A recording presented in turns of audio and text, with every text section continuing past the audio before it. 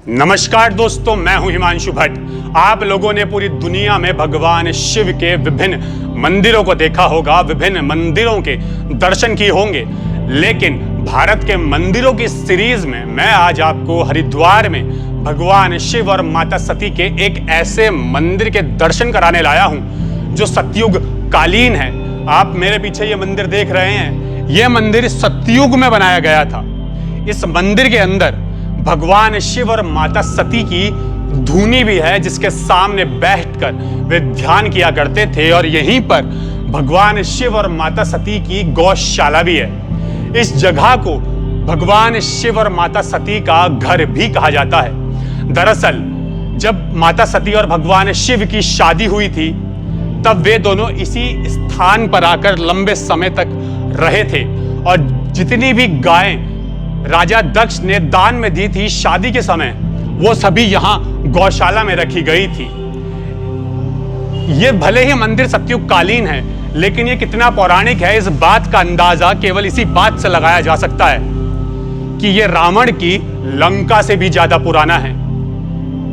आप सभी जानते हैं कि दुनिया के सबसे बड़े, दुनिया ही नहीं ब्रह्मांड के सबसे बड़े आर्किटेक्चर भगवान विश्वकर्मा हैं। भगवान विश्वकर्मा ने ही रावण की लंका की रचना की थी, लेकिन रावण की लंका की रचना करने से पहले भगवान विश्वकर्मा ने इस स्थान की रचना की थी भगवान शिव और माता सती के रहने से के लिए।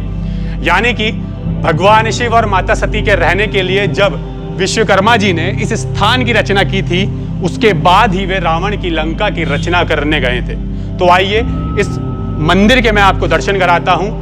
भगवान शिव और माता सती की धूनी भी दिखाऊंगा, उनका कमरा भी दिखाऊंगा, और उनकी गौशाला के दर्शन भी करवाऊंगा। मंदिर के अंदर प्रवेश करते ही सबसे पहले माता सती की धूनी है। आप देख रहे हैं, ये माता सती की धूनी है, और यहाँ आगे चलकर ये जो बड़ी धूनी है, ये है भगवान शिव की धूनी। इन्हीं दोनों धूनियों के सामने बैठकर माता सती और भगवान शिव ध्यान किया करते थे। आप देखिए, यहाँ पर ये अलौकिकता और यहाँ की वाइब्स आप महसूस कीजिएगा जब आप यहाँ आएंगे, कि एक तो यहाँ पे शांत वातावरण है, और दूसरा यहाँ की पॉजिटिव वाइब्स बहुत ही ज़्यादा स्ट्रॉन्ग है। अब इस पूरे कमरे को मॉडिफाई कर दिया गया है। आप देखिए, सामने 2 दरवाजे हैं। पहले यहाँ पर ऐसे 3 दरवाजे थे, और यही भगवान शिव और माता सती के कमरे हुआ करते थे। ये पूरा एक था पहले, सिर्फ एक हॉल टाइप का कह सकते हैं आप, या कमरा कह सकते हैं, जिसमें माता सती और भगवान शिव रहा करते थे। खासियत यह है कि आप देखिए, ये जो चौखट है दरवाजे की ये चौखट लकड़ी की नहीं है। भले देखने से लकड़ी की लगती है, लेकिन ये लकड़ी की नहीं है, ये पत्थर को तराश के बनाई गई है। दोनों दरवाजों की चौखट पत्थर को तराश कर ही बनाई गई है। और ये पूरा जो कमरा है, ये अलग अलग पत्थरों को जोड़कर नहीं बनाया गया है, जैसा अमूमन मंदिरों को बनाया गया होता है। ये पूरे एक विशाल चट्टान को तोड़कर, चट्टान को तराश कर ये पूरा कमरा तैयार किया गया है। अगर आप इस कमरे के अंदर जाएंगे तो आप देखेंगे, फिलहाल ये बहुत छोटा नजर आ रहा है, जहाँ पर हमारे साधु इस समय विश्राम कर रहे हैं। लेकिन ये पहले बीच में दीवार नहीं हुआ करती थी। जब मॉडिफिकेशन हुआ तो अपनी सहूलियत के अनुसार यहाँ रहने के लिए बीच में ये दीवार बनवा दी गई, वरना पहले ये दीवार नहीं थी। यहीं पर मंदिर की गौशाला भी है, और ऐसा कहा जाता है कि ये गौशाला भगवान शिव और माता सती की गौशाला थी।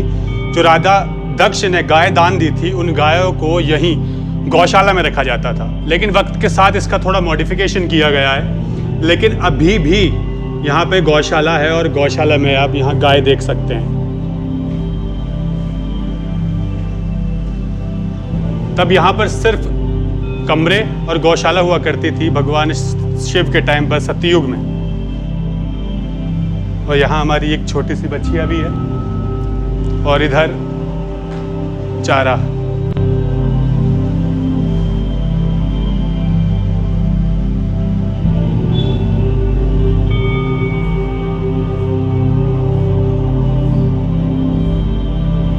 यहीं पर मंदिर के पीछे पहाड़ की तलहटी पर माता सती का कुंड भी है, जहां वे स्नान किया करती थी। लेकिन फिलहाल वहां जाने की अनुमति किसी को नहीं है और ना ही मंदिर की देख रेख करने वाले साधु संत वहाँ जाते हैं, क्योंकि वहाँ जाना इस समय खतरे से खाली नहीं है, क्योंकि यहाँ टाइगर आ सकता है, क्योंकि ये राजाजी टाइगर रिजर्व रेंज के अंतर्गत आता है। इसलिए वहाँ ना कोई जाता है और ना किसी को जाने की अनुमति दी जाती है। बाद में इस मंदिर का मॉडिफिकेशन करके इसका विस्तार किया गया था और फिर यहाँ पर ये मंदिर भी बनवाए गए, जिसमें गौरी शंकर जी का मंदिर है और इसके बाद इधर राम दरबार है और राम दरबार के सामने यहाँ अंदर भोलेनाथ जी है। भोलेनाथ का शिवलिंग है और बाहर ही विराजमान है नंदी जी। आप ऊपर देख रहे हैं, यहाँ देवनागरी में मंदिर का वर्णन भी लिखा गया है। अब हमें समझ में नहीं आती है देवनागरी, तो बता नहीं सकते हम कि जो लिखा है वो उसका मतलब क्या है, लेकिन फिर भी हम भोलेनाथ के दर्शन कर लेते हैं।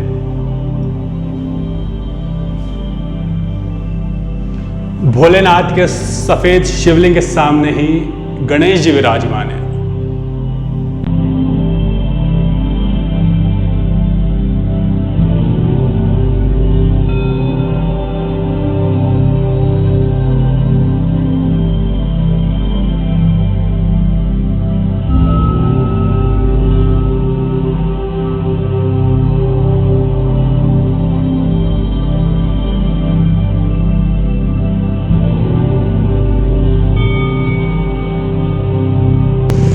धर्मनगरी हरिद्वार की अलौकिकता के दर्शन और मां गंगा का आशीर्वाद प्राप्त करने आप जब भी हरिद्वार आएं तो गौरी शंकर मंदिर जरूर आएं। गौरी शंकर मंदिर आने के लिए आपको ज़्यादा मेहनत करने की ज़रूरत बिल्कुल नहीं है। हरिद्वार रेलवे स्टेशन से आपको चंडीघाट पुल की तरफ बढ़ना है और चंडीघाट पुल पार करने के बाद आपको कहीं नहीं मुड़ना है, बिल्कुल सीधा चलना है। और सीधा चलने के बाद आप देखेंगे ये सफ़ेद वाला जो है ये मंदिर है और ये मंदिर है माँ चंडी देवी जो ट्रॉली का रास्ता जाता है उसके बिल्कुल बगल में।